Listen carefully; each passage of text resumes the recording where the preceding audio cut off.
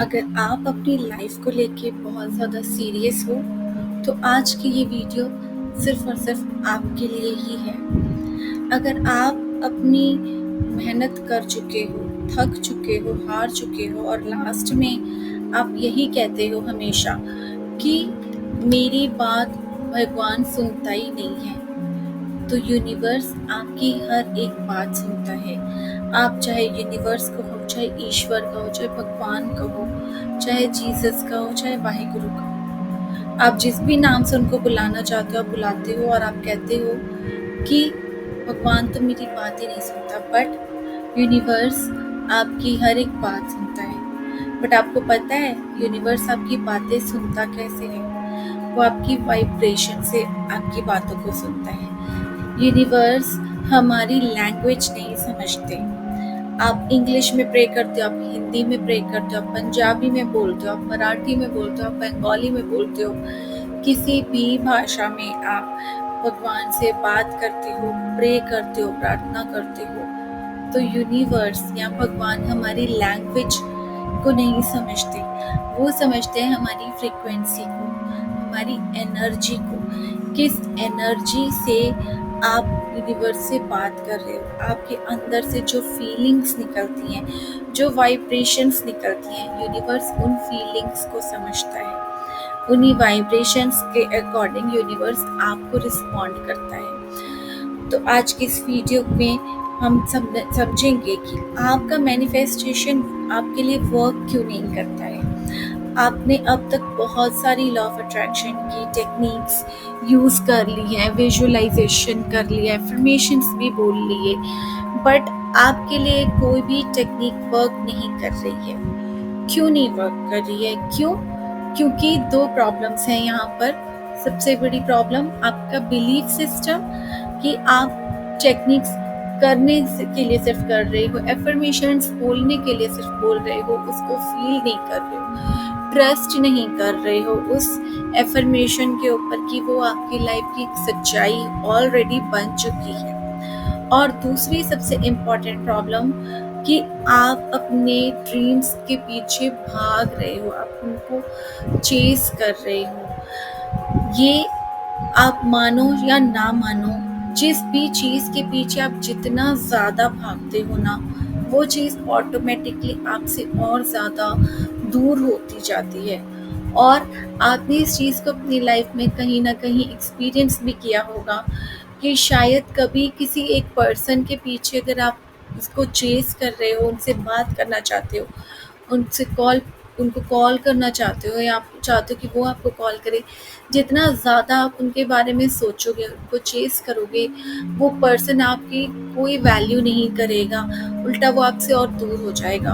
और जितना ज़्यादा आप सेल्फ सफिशिएंट फील करना शुरू कर दोगे, आप किसी पर्सन के पीछे, किसी चीज़ के पीछे भागना या चेस करना छोड़ना शुरू कर दोगे, लेट गो करना शुरू कर दोगे, तो वो चीज़ खुद आपके पास चल के आती है। तो मेरा पॉइंट यहाँ पर यही है कि अगर आपने इस बात को समझ लिया कि आपको किसी भी चीज़ को चेज़ नहीं करना है, तो आप अपनी लाइफ को कम्प्लीटली चेंज कर सकते हो, क्योंकि उसके बाद आपका खुद को और अपनी लाइफ को देखने का एक नज़रिया ही बदल जाएगा।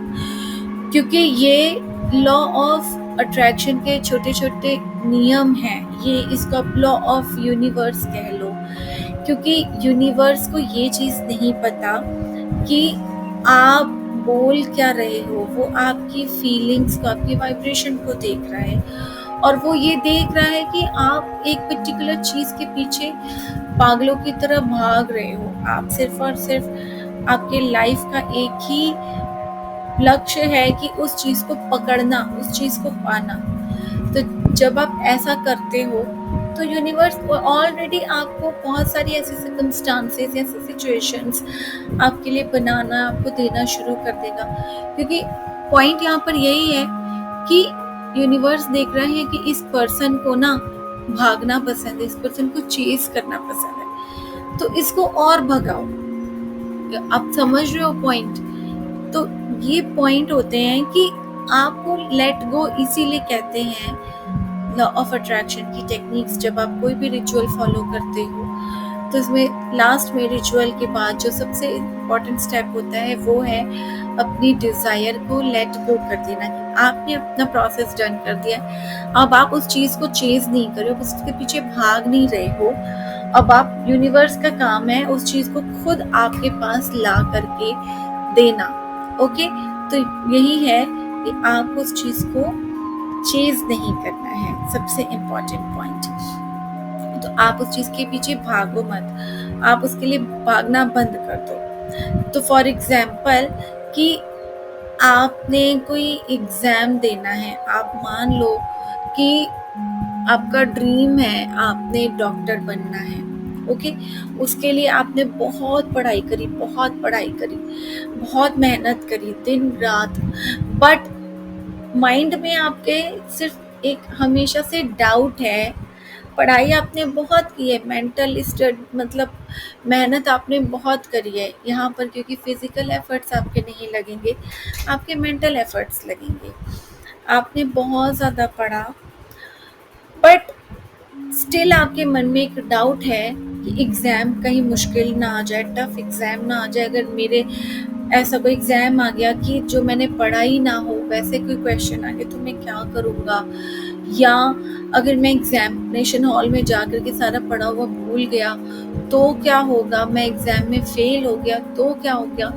मैं एग्ज़ाम क्वालिफ़ाई नहीं कर पाया तो क्या होगा? तो डेफ़िनेटली आप उस एग्ज़ाम को क्वालिफ़ाई कर ही नहीं पाओगे, क्योंकि आपने ऑलरेडी अपने माइंड में ना पिक्चर बना ली है कि आप उस एग्ज़ाम को, जितनी मर्ज़ी आपने मेहनत करी हो दिन रात पढ़ाई करके भी, लेकिन आपने एक माइंड में पिक्चर बनाई हुई है कि आप उस एग्ज़ाम को लेकर के इतने ज़्यादा डरे हुए हो कि आप उसको क्वालिफ़ाई नहीं कर पाओगे। आप वहाँ जा करके सब कुछ अपना भूल जाओगे और आपको कुछ भी नहीं आएगा वहाँ पर याद, तो डेफ़िनेटली आप उस एग्ज़ाम में फ़ेल हो जाओगे। इसके लिए अपने मेंटल एफर्ट्स या फिजिकल एफर्ट्स, किसी चीज़ को पाने से पहले, करने से पहले, इन एफर्ट्स को अपने ब्रेन को प्रिपेयर करना ज़रूरी है। जब आपने इस पॉइंट को, इस बारे में सोचा कि आपको डॉक्टर बनना है, तो सबसे पहली प्रिपरेशन आपकी होनी चाहिए अपने माइंड को प्रिपेयर करना, वो एक डॉक्टर वाली फील करवाना कि आप ऑलरेडी डॉक्टर हो।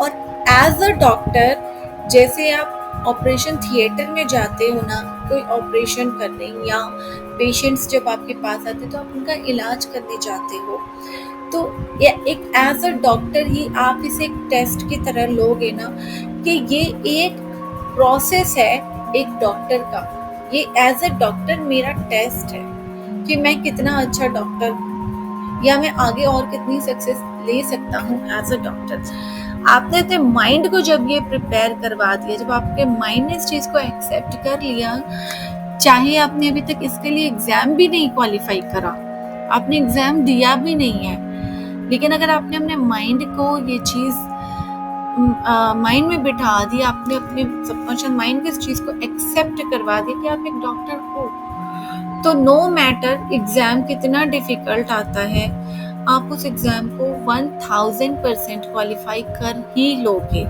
इसमें कोई डाउट नहीं है। तो वो जो आपने माइंड में एक जो सीड बो दिया ना, जो आपने बीज लगा दिया ना, अब वही बीज आपको बड़ा हो करके बहुत सारे फ्रूट्स देने वाला है, क्योंकि आपने माइंड में आपने एक बीज बो दिया है कि आप एक डॉक्टर ऑलरेडी बन चुके हो।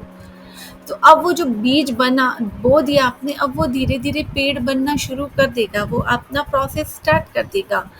आपको बस अब हर रोज़ उस बीज को ना पानी देने की, उस बीज को ग्रो करने के लिए जो जो इंग्रेडिएंट्स की ज़रूरत है, यानी अब यहाँ पर आपका मेंटल एफर्ट आ गया कि अब आपको जो बीज को बड़ा करने के लिए अब क्या करने की ज़रूरत है, आपको एग्ज़ाम को क्वालिफाई करने के लिए, उसके लिए पढ़ाई करने की, उसके लिए प्रिपरेशन करने की ज़रूरत है। ओके, तो this is how it works. आपको इस तरह से पहले माइंड को ये चीज़ एक्सेप्ट करवानी है, एक रियलिटी बनानी है कि आप वो चीज़ ऑलरेडी जी रहे हो, और अब आपने अपने उस सीड को धीरे-धीरे ग्रो करवाना शुरू करा है। एक और एग्ज़ाम्पल से मैं आपको बताती हूँ।